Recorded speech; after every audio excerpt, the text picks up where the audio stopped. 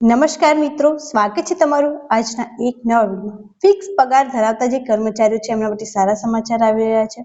બધા જ વર્ગના કર્મચારીઓ માટે નિયમો લાગુ કરવામાં આવી રહ્યા છે. તો આજના આ વિડીયો આપણે એની સંપૂર્ણ ચર્ચા કરવાના છીએ કે બધા જ કર્મચારીઓ માટે કયા અલગ નિયમો અને મોટા લાભો જે છે તે આપવામાં આવવાના છે. તો વિડીયોમાં લાસ્ટ સુધી જરૂરથી બને રહો જેથી તમને આની બધી જ ઇન્ફોર્મેશન જે છે તે મળી રહે. તો હવે શરૂ કરીએ આજનો આ વિડીયો. અને જો ચેનલ પર નવા હોય તો ચેનલને સબસ્ક્રાઇબ જરૂર કરીને રાખજો. સરકાર દ્વારા વહીવટી સ્ટાફ માટે ફિક્સ પગાર બાબતે મહત્વપૂર્ણ નિર્ણય લેવામાં આવ્યો છે. ત્યારબાદ તમે જોઈ શકો છો હવે પ્રશ્ન એ છે કે શું ફિક્સ પગારના 5 વર્ષને ઉચ્ચ પગાર ધોરણમાં ગણવામાં આવશે?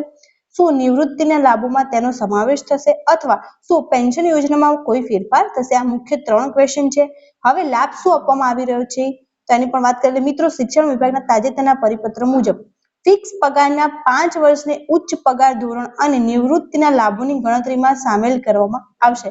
મતલબ પેન્શન યોજનાની અંદર અને ઉચ્ચ પગાર મેળવવા માટે તમારો ફિક્સ પગારના 5 વર્ષ છે હવે એને ઇન્ક્લુડ કરી દેવામાં આવે છે. ત્યારબાદ પરંતુ ધ્યાન રાખો, નેશનલ હેલ્થ અથવા અન્ય ઇજ્જતદાર હેતુઓ માટે ફિક્સ પગારનો સમયગાળો ગણવામાં આવશે નહીં. અને સૌથી મહત્વની વાત, જૂની પેન્શન યોજના હોય કે નવી પેન્શન યોજના હોય તેમાં કોઈ પણ પ્રકારનો ફેરફાર કરવામાં આવ્યો નથી.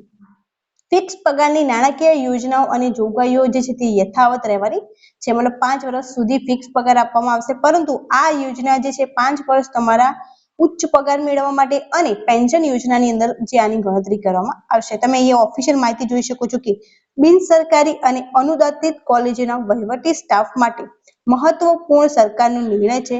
ફિક્સ પગારના 5 વર્ષને બઢતી કે ઉચ્ચ પગાર ધોરણ અને નિવૃત્તિના લાભો માટે ગણતરી લેવામાં આવશે. મતલબ આ તમારા 5 વર્ષ જે છે તે બઢતી માટે અને ઉચ્ચ પગાર ધોરણ માટે ગણવામાં આવશે.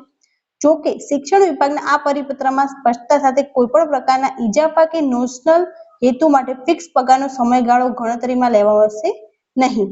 મતલબ કોઈ ઇજાફા માટે અથવા નેશનલ હેતુ માટે જે છે નોશનલ હેતુ માટે આ સમયગાળો ગણવામાં આવશે નહીં. જૂની પેન્શન યોજના કે નવી પેન્શન યોજનામાં આવતા કર્મચારીઓ માટે પેન્શન યોજનામાં કોઈ ફેરફાર નહીં થાય. કોઈ પણ પ્રકારના ફેરફાર જે છે તે પેન્શન યોજનામાં થવા દેવાના નથી. અને ફિક્સ પગારની નાણાં વિભાગની યોજના અને જોગવાઈઓ જે છે એ પણ યથાવત રહેશે. મતલબ 5 વર્ષ માટે ફિક્સ પગાર રહેશે, પરંતુ હવે આ તમારા 5 વર્ષ છે તે બઢતી અને ઉચ્ચ પગાર ધોરણ માટે આને ઇન્ક્લુડ કરી દેવામાં આવ્યા છે. તો જે ફિક્સ પગારના કર્મચારીઓ છે એમને જરૂરથી શેર કરી દો અને જે નવા ઉમેદવારો અપ્લાય કરી રહ્યા છે એમને પણ અપડેટ કરી દો જેથી એમને પણ આની માહિતી મળી રહે.